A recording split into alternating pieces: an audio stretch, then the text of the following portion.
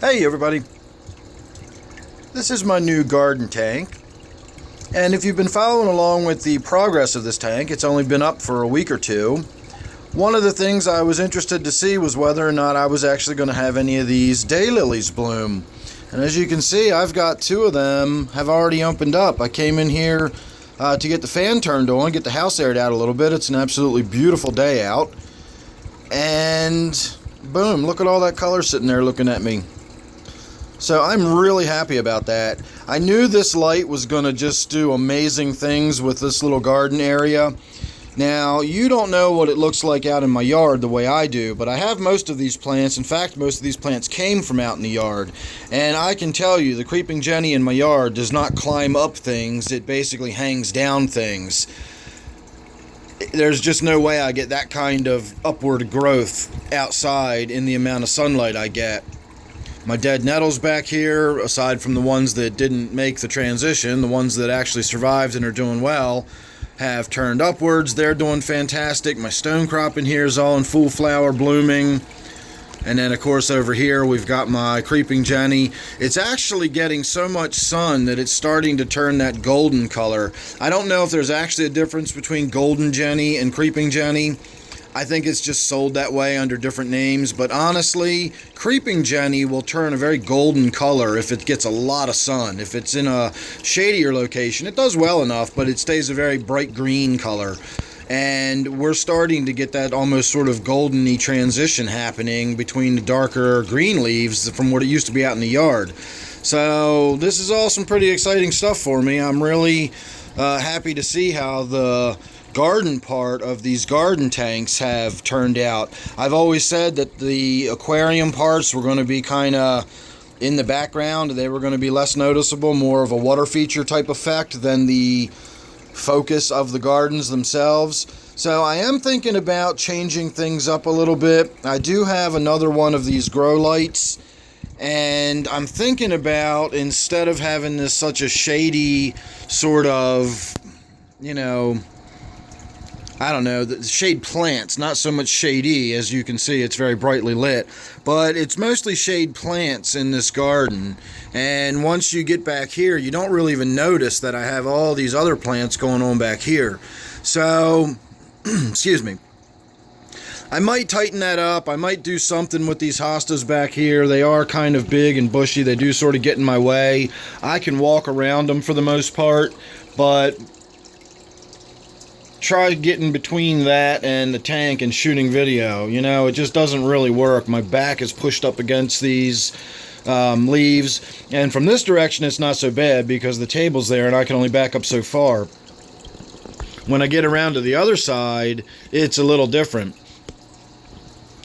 Look at that, my hostas are starting to bloom. I'm getting some beautiful flowers going on in here. There's one flower head, there's another flower head right there, getting ready to open. So that's pretty exciting. And you can see all the way back here, I mean, that's more sun than my hostas would get out in the yard. Where I dug these two chunks up, or three chunks actually, it's two big chunks on this table back here, and then I've got a smaller planter up there with some fern and everything else in it. But where I dug them up gets no direct sunlight at all during the parts of the year that the hostas are in bloom, or in leaf, I should say, not necessarily in bloom, but it has foliage up and out of the ground. So you can see when I'm trying to stand here, this is a 6-foot long tank. You need to be some distance away from it to get a good, wide view of it, and I've got about 2 feet before I've got my back up against leaves. And looking at the floor over there, that gives you an idea, all the way, what are we looking, maybe 8 feet away from where that light is, shining on that dresser there and on that floor. And look how bright that still is over there. So again, we'll go into details about this light. I do have at least 1 or 2 people that have asked questions specifically in regards to the light itself. So we'll talk about that. We'll talk about the lux and the lumen and the par and all that kind of stuff, and we'll get into details about the light. Right now, I just wanted to show you what was going on with my flowers there. I'm looking to see if there's anything interesting going on, because there's one more thing I have to show you. before I end this video. And I don't see anything of particular interest going on in any of the tanks. So as I've been saying, if you follow along and you've been keeping up with this tank, I normally have a catnip plant. I sit right here, and it does really well growing underneath of this light, even at the distance it is now. It was growing upstairs in my kitchen, and it was only about 18 inches away from the front of this panel, which is just a lot of light if it's that close to it. So I wanted to give it a little bit of time down here, you know, maybe, what are we talking, 2.5 feet away where the top of the plant is. From the panel to the top of the plant is maybe 2.5 feet away. And I wanted to just let it sit there for a week or two, just to get a feel for how dense and thick the growth was going to be at that kind of distance from the light. And I've talked about having another catnip plant that I've got growing out in the yard, and I've got it in the sunniest location I can find, you know, right up against the house in the back there is where we plant all of our, you know, I'll say part sun, because that's about as, you know, as sunny as we can get is the part sun. But I've mentioned many times that the difference between the one I'm growing outside and the one I've been growing in here is absolutely ridiculous. So I finally went outside and I grabbed the one that we have in the sunny location in the yard, and I brought it in to do a little bit of a side-by-side comparison. So that's what we're talking about, the difference.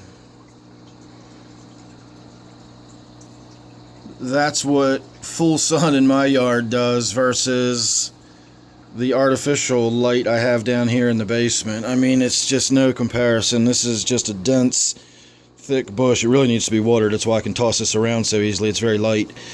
This one got rained on this morning, so it weighs a ton. But that's it. Look how pale, spindly. Look how far the internodal distances are.